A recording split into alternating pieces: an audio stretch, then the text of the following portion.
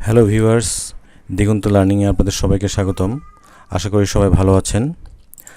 আজকের ভিডিওটিতে আমি আপনাদের এক্সেলের একটি অ্যাডভান্স টপিক নিয়ে আলোচনা করব যে এক্সেলে কিভাবে ফর্মুলা লিঙ্ক ব্যবহার করে একাধিক ওয়ার্কশিট থেকে একটি মাস্টার শিটে কিভাবে ডাটা নিয়ে আসা যায়।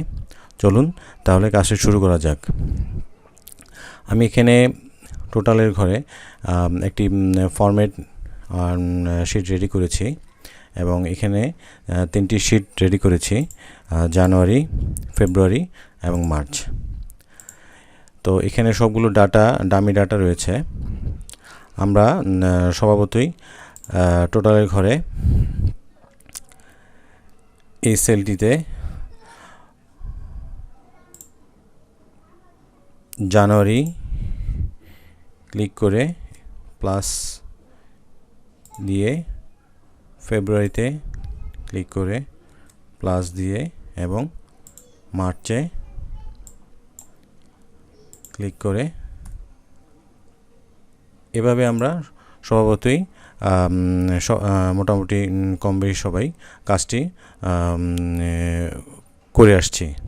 তো এখন বন্ধুরা, আমি যদি কাজটি একটি ফর্মুলার মাধ্যমে করে পুরো সামারি শিটে আমি ফর্মুলার মাধ্যমে ডাটাগুলো নিয়ে আসি, তাহলে ঘন্টার কাজ মাত্র কিছু সময়ের জন্য এই কাজটি আপনি করে ফেলতে পারবেন। তো চলুন কাজটি শুরু করি। আমি এখানে ইজিক্যাল টু দিয়ে ইফ ব্যবহার করে ভিলুকআপ ব্যবহার করব। আমি B6 সেলটিকে লুকআপ ভ্যালু হিসাবে সিলেক্ট করে দেব এবং এটি আমি লক করে দিব।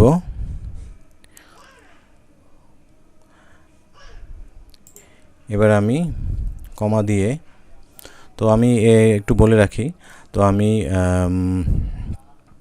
পুরো শিট, তিনটে শিটকে জানুয়ারি, ফেব্রুয়ারি, মার্চ পুরো শিটকেই প্রতিটি শিটে একটি করে নাম দিয়েছি, jan, ফেব এবং মার্চ।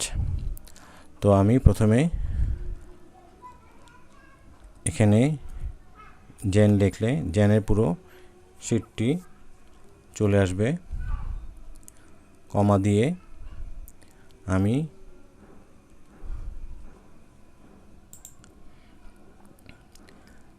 এখানের 1 সিলেক্ট করে দিব, এখানের 1 সিলেক্ট করে দিব, কমা দিয়ে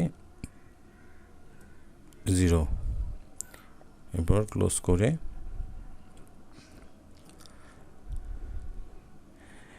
এটা যদি ইজগল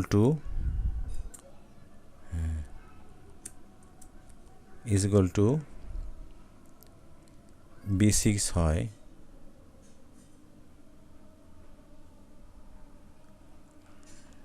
ওকে, এরপর আমি এটাকে লক করে দিব।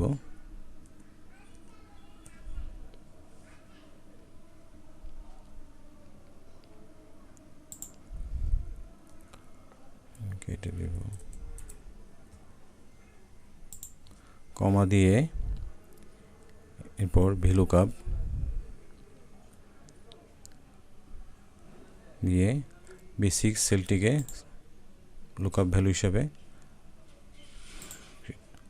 দিয়ে দিব।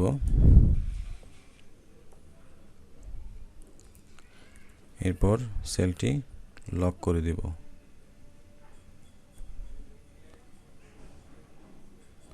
কমা দিয়ে অ্যারে হিসাবে আমি জানুয়ারি শিটটি সিলেক্ট করে দিব। কমা দিয়ে 1 সিলেক্ট করে দেব।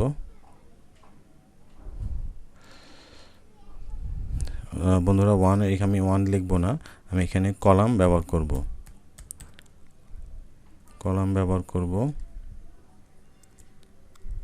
এরপর -1 দিয়ে দিব।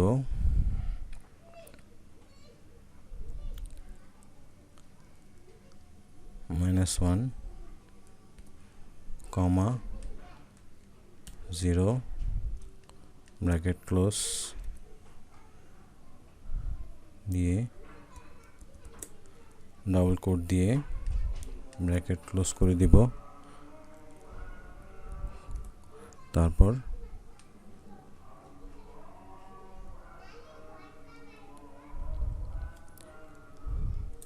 আমি এখানে ইফ এরর ব্যবহার করতে পারি। ইফ এরর ব্যবহার করে দিলাম।